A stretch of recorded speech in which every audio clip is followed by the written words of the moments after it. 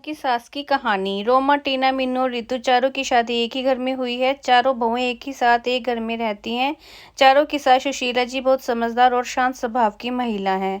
लेकिन अपने चारों बेटों की शादी के बाद सुशीला का एक सिर्फ काम रह गया है कि चारों बहुओं का प्यार कैसे बढ़ाया जाए।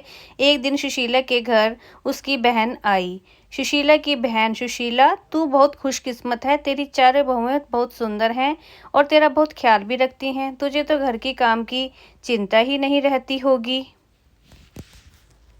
सुशीला, अरे कहाँ दीदी, मुझे तो हर समय यही चिंता रहती है कि इन चारों में लड़ाई ना हो जाए। जब भी मुझे लगता है कि इन चारों में बहस होने वाली है तो मैं बात को संभाल लेती हूँ। सुशीला की बहन, ये तो सच है सुशीला, दुनिया सोचती है कि बहुएं आ जाने से घर में खुशियां आ जाती हैं, लेकिन ये सच है कि बहुएं घर में आने से सास की जिम्मेदारियां बढ़ जाती हैं। हर समय बस यही सोचते रहो कि कहीं लड़ाई ना हो जाए।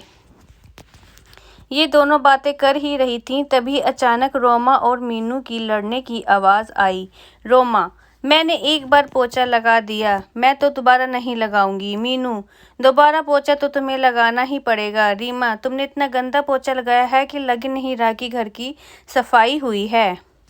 बहुओं में इस तरह लड़ाई देखकर सुशीला की बहन घबरा गई और सुशीला को समझाने लगी, तेरी बहुएं काम कम करती हैं और लड़ाई ज़्यादा।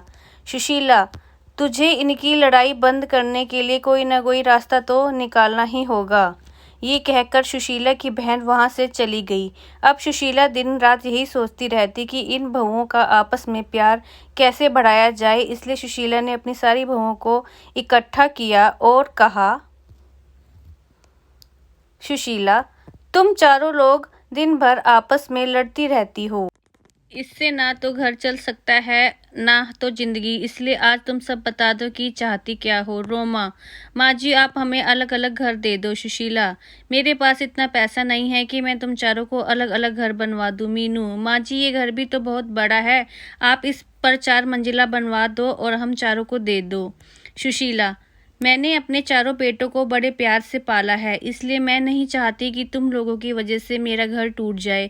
मेरे चारों बेटे अलग अलग रहें और मेरा क्या, मैं तुम चारों से किसके पास रहूंगी। सुशीला की ये बातें सुनकर चारों बहुएं चुप हो गईं और चारों में से कोई भी सुशीला को अपने साथ रखने नहीं चाहती थी। सुशीला ने अपनी बहुओं को एक टक देखा और कहा, तुम चारों को मैंने अपने बेटे भी दे दिए, अपना घर भी दे दूं, लेकिन तुम में से कोई भी मुझे अपने साथ रखना नहीं चाहती। ये कहते हुए सुशीला की आंखें भर आईं और वह उन चारों बहुओं के काम बांट दिए और उन सबको कहा कि कोई भी आपस में नहीं लड़ेगा, लेकिन उनकी बहुएं कहाँ मानने वाली थीं। अब चारों बहुओं ने एक टीम बना ली और एक टीम में रोमा और मीनू थी और दूसरी टीम में रितु और टीना थी। चारों आपस में लड़ती तो नहीं, लेकिन एक दूसरे की चुगली करने लगी थीं। एक दिन टीना और रितु ने अपनी सास से कहा, टीना, माँ जी आपको पता है 12 बजे से रोमा सो रही है, आज तो उसने सिर्फ घर की झाड़ू ही लगाई है और पोछा भी नहीं लगाया। रितु, हाँ माँ जी, अपने लड़ने के लिए मना किया है, इसलिए मैं मीनू से कुछ नहीं कहती। वह आज ही बाजार जाकर अपने लिए 3-3 साड़ियाँ लाई है, अपने लिए 3 साड़ियाँ लाई है और आपके लिए साड़ी नहीं लाई है।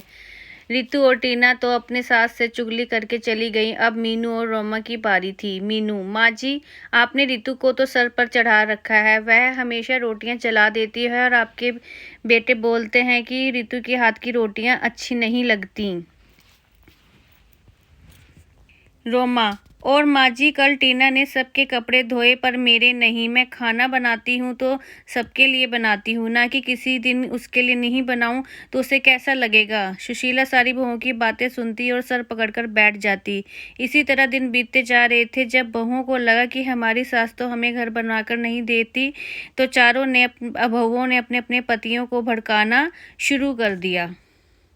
जैसे ही उनके पति काम से आते, वैसे ही चारों बहुएं चुगली करने में लग जाती। एक दिन उनके जब उनके पति घर आए तो रोमा बोली, रोमा सुनो जी, मैं इस घर में नहीं रह सकती। मैं सारा दिन काम करती हूँ और फिर भी आपकी माँ की और भाभीियों की ताना सुनती हूँ। रोमा का पति, मैं भी रोज रोज के लड़ाई से दुखी हो चुका हूँ, आज तो फैसला हो ही जाए।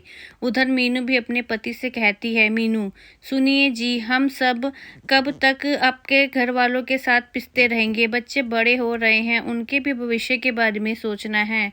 आप तो सारा खर्चा उठा लेते हैं और घर में मैं काम में लगी रहती हूँ। माँ जी से बोलिए ना, इस घर को तुड़वा कर फ्लैट बना दे और हम आराम से रहेंगे। मीनू का पति, तुम ठीक कह रही हो, आज माँ से इस बारे में बात कर ही लेता हूँ, आखिर हमारी भी तो पर्सनल लाइफ है। सुशीला के बेटा उससे बात करने के लिए आए और पीछे पीछे भुएं भी आ गईं। बेटा, माँ कहाँ हो आप, बाहर आओ तो। सुशीला कमरे से बाहर आती है। बेटा, माँ आप इस घर को तुड़वाकर फ्लैट बनवा दो ना, सब साथ में नहीं रह सकते। दूसरा बेटा, हाँ माँ, सबको एक रूम मिला है, हमारे बच्चे बड़े हो रहे हैं, उनको भी अपना रूम अलग से चाहिए ना। और आपकी बहुएं 24 घंटे लड़ाई होती रहती है, वो भी नहीं होगी। अलग अलग रहने से आपको भी शांति मिलेगी और हमें भी। माँ, अच्छा, तुम्हारी पत्नियों ने घर तुड़वाने के लिए मुझे नहीं मना पाई तो मेरे बेटों को भड़का दिया। मैं इस घर को तुड़वाना नहीं चाहती। इस घर में तुम्हारे पिता की यादें हैं, तुम्हारा बचपन बीता है। तुम चारों अपनी पत्नियों को समझाने की बजाय मुझसे घर तुड़वाने के लिए बोल रहे हो। सुशीला ने अपने बेटे और बहुओं को बहुत समझाया, लेकिन कोई भी राजी नहीं हुआ और मजबूरी में सुशीला को अपना घर तोड़वाना ही पड़ा। जैसे जैसे हथौड़ा घर की दीवारों पर चोट कर रहा था, सुशीला को वो चोट अपने दिल पर महसूस हो रही थी। अब कुछ दिन बाद उसकी घर की जगह एक आलीशान बिल्डिंग खड़ी थी। सुशीला ने अपने बेटे और बहुओं को बुलाया और कहा, सुशीला, तुम चारों को फ्लैट बनकर तैयार हो गए हैं, अब तुम आराम से रह सकते हो। तुम अपने अपने परिवार के साथ खुश रहोगे, लेकिन मेरा परिवार तो तुम सब हो, तुम्हें अलग अलग देख जाता नहीं। कितना दुख हो रहा है, कैसे बताऊं।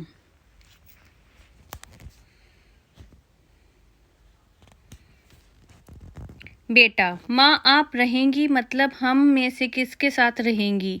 सुशीला, तुम फिक्र मत करो बेटा, तुम्हारी बूढ़ी माँ किसी पर भी बोझ नहीं बनेगी। पेंशन तो आती है मेरे पास, उससे मेरा गुजारा हो जाएगा। तुम चारों एक फ्लैट में रह लोगे तो ये नीचे का हिस्सा बचेगा, मैं वहीं रह लूँगी। चारों बेटे अपनी अपनी पत्नी और बच्चों को लेकर चले गए और आराम से रहने लगे। सुशीला पूरा दिन यही सोचती रहती कि मेरी बहुओं ने मुझसे मेरे बेटों को छीन लिया और चारों में से कोई भी मेरे पास नहीं आता, लेकिन सभी दिन एक जैसे नहीं रहते। कल मेरी जगह मेरी बहुएं भी तो होंगी, तब देखती हूँ। Thanks for watching.